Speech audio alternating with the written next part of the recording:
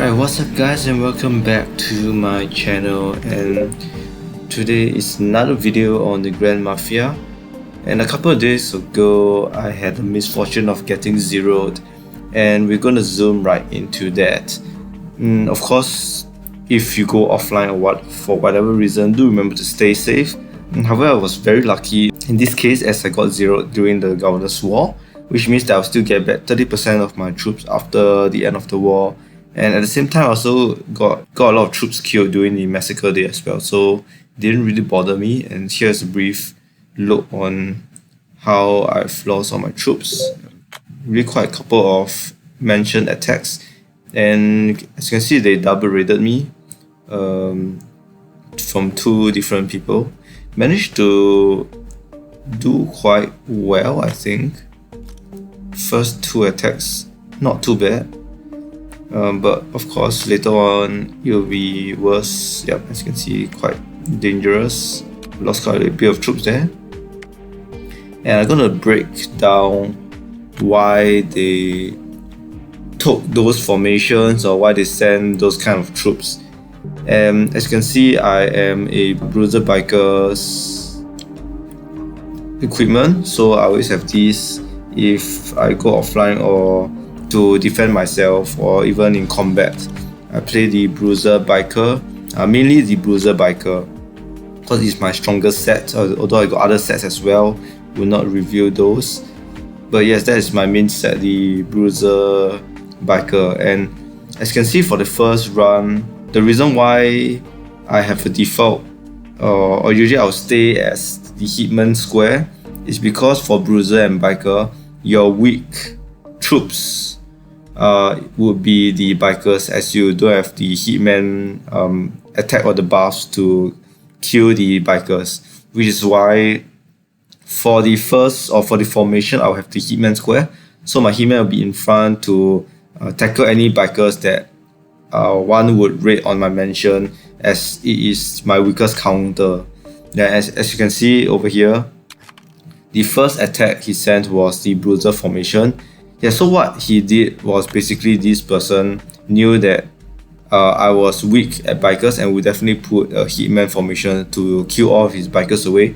And to counter that, he used the almost pure Bruisers to kill off my Hitman, and that would really bring down my defense a lot, and they can send the Bikers formation next. If you know, according to the Hitman square, the Hitman will be first, followed by Bruisers and the Bikers.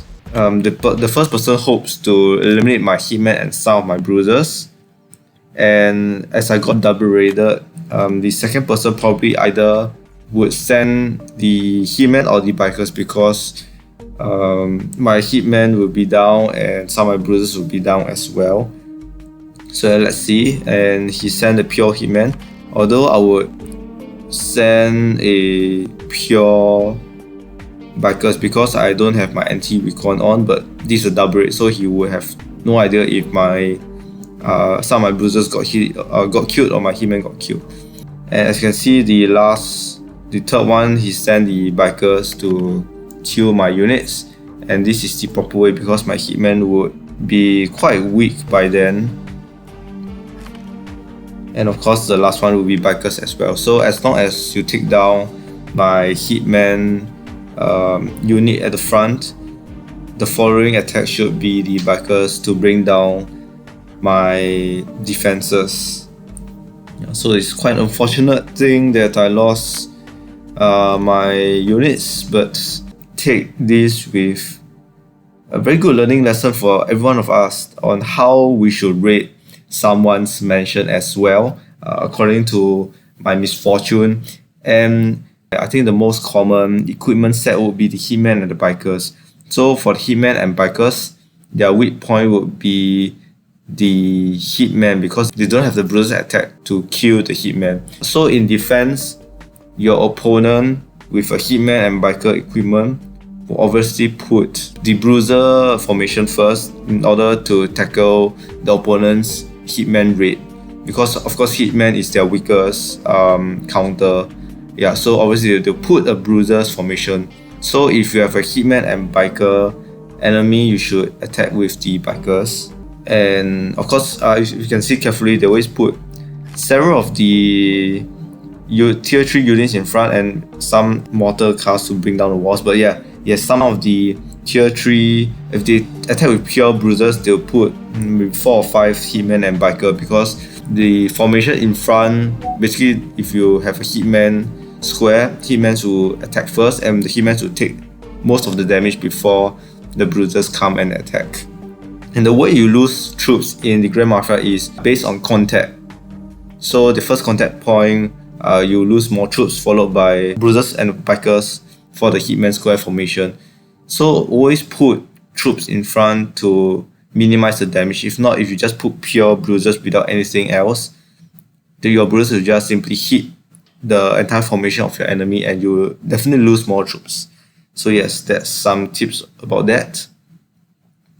And maybe a little bit of tips on how formation actually work, although I'm not entirely good at this, is that for Hitman Square and Hitman Wedge, the difference is on which troops gets attacked first, like the counter.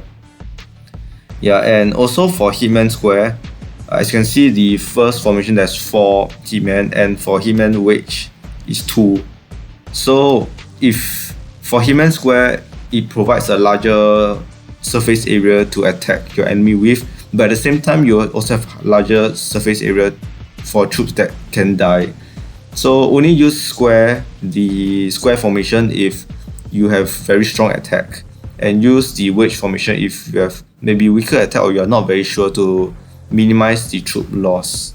And of course, again, I'm not an expert in the troop formation, so you can take a pinch of salt with it. My main thing was to talk about my mentioned attacks and why they decide to use certain troop formations or certain troops to attack my mention.